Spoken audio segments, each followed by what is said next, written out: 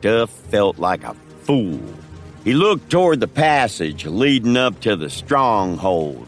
Willie Hardcastle came into view, riding along the cleft with Ferris and several other men behind him.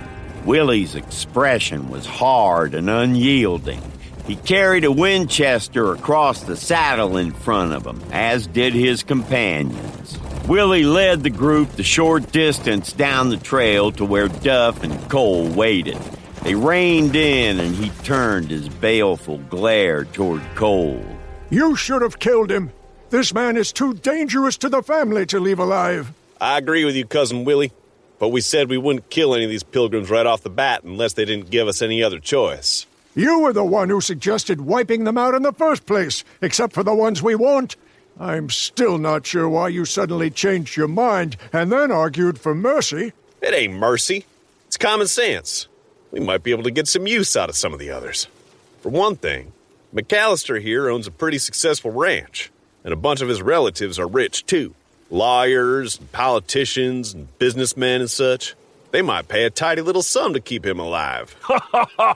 What the hell's so damn funny? You actually believed 'twould be a good idea to demand ransom from Falcon and the rest of the MacCallister clan for my safe return? Don't your kinfolks value your life? Aye, perhaps they do.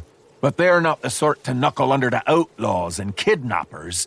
All you'd be doing is taking hold of a hornet's nest and hugging it to your bosom. Then you ought to go ahead and shoot him, Cole. Damn, he don't sound like he's trying to talk you into it. No, I reckon he's just telling it straight.